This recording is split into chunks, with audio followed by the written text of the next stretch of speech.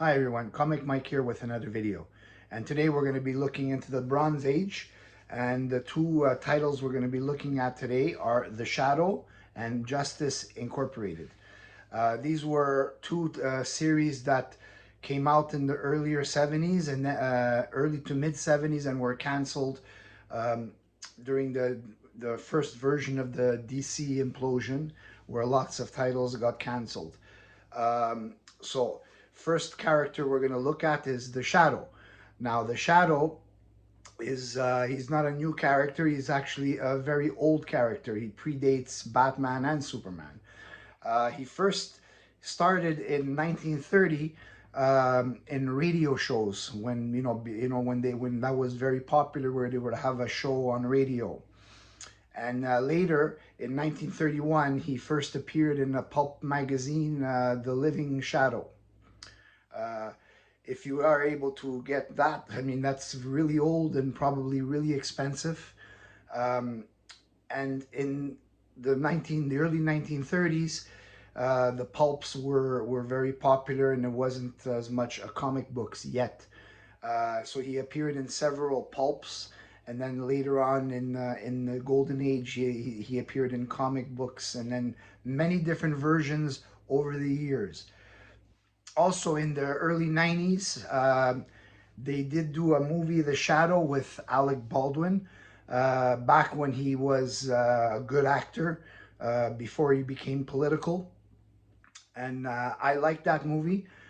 This was before there was any hype of superhero movies or anything. This was the early 90s. I think the only movie of comic book heroes at the time that they had started to redo were the Batman movies, I think from 1989. Uh, Either way, I thought it was a good movie. If you're able to find it, take a look at it. It didn't do as well as they thought because probably most people back then didn't know about the Shadow being like a comic book character, and so it was basically before its time. Probably if it would be done today, done properly, it would probably do a lot better. And Shadow was never really like one of the mainstream characters, like as popular as Superman and Batman and Flash. He was always more like a secondary character, but still really interesting character. Um, Bob Kane did get some inspiration from the character of the Shadow and used it for Batman. Rich man wanted to fight crime, lurking in the shadows, going after the criminals. So let's take a look at some of the books we have. Now he goes with two names. His original name was Kent Allard, and then later on he adopted several different names, and one of them was Lamont Cranston, which is the name that they used when they did the movie in the 90s. So let's take a look at it here. Now, a lot of these titles were done by Mike Kaluta, and he did some of the best cover art of the Bronze Age, in my opinion. It wasn't just Neal Adams. And basically, the Shadow is his special powers is he's able to cloud people's minds, so and make them see things, and is interesting. So let's take a look at issue number one.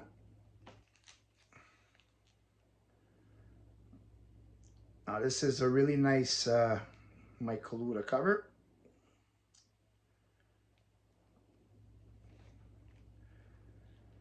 Then we have issue number two, another Mike Kaluta cover, really nice. I mean, some of these Bronze Age covers, they're really impressive. If you haven't been buying Bronze Age books and you're interested in it, some of these titles, if you're looking for a really nice cover art, I mean, there's this one, and then another title which I will eventually do is the Shadow, and Phantom Stranger. Here's issue number three. Another great cover. Now this series ran only 12 issues. I don't have all of them. I'm just missing 2 issues, but I will be getting those shortly. I mean, look at the way the shadow is drawn with the scarf.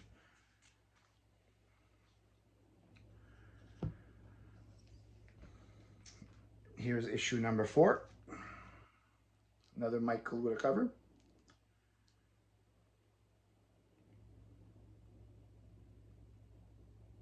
Sorry about the glare. That's these My Lights. I like to use My Lights. They last long without crinkling, and they give the book like a high definition look. Now, here's issue 5. This one is a Frank Robin cover, but you see the difference between Mike Kaluta.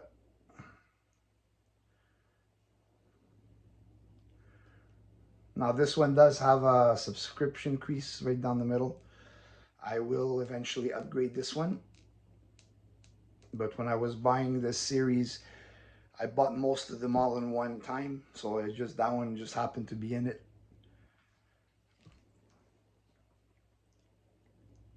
Another nice cover here. Night of the Ninja.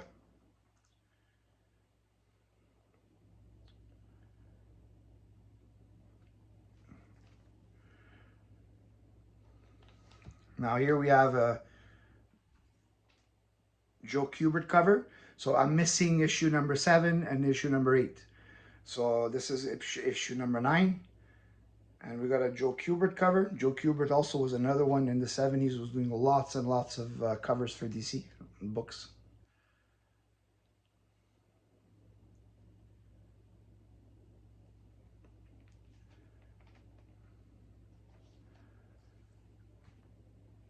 Now, number 10, back to Mike Kaluta.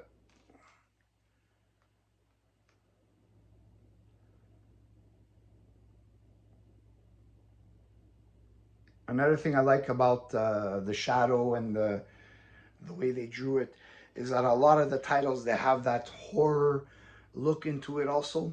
So it gives you like hero and a little bit of like, looks like a bit of Bronze Age horror. This is issue number 11. This one, he meets the Avenger, another character that was introduced in the mid-70s in DC under the title The Avenger. Justice Inc. And the Avenger is the main character.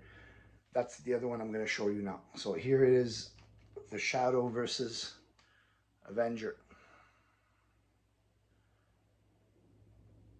So that's the Avenger there. And the last issue, Night of the Damned.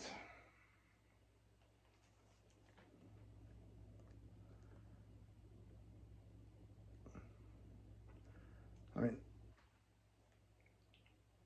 this looks like some kind of demon he's fighting here.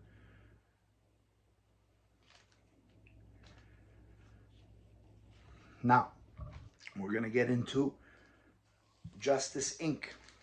featuring the Avenger. Now, the Avenger is a character that's from the creator of Doc Savage, Kenneth Robeson. And the first issue, Joe Kubert cover.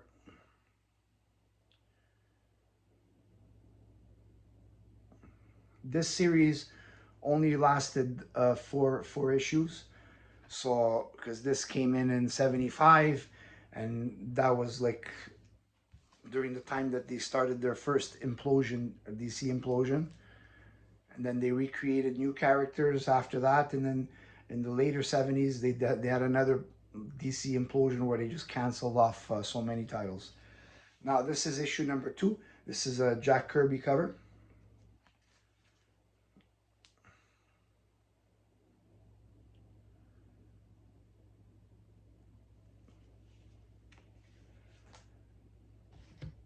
And then we have issue number 3. This is a Kirby and Milgrom cover and art.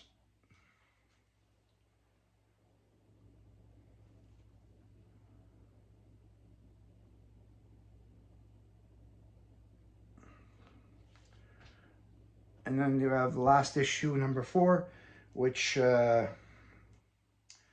back to Joe Kubert.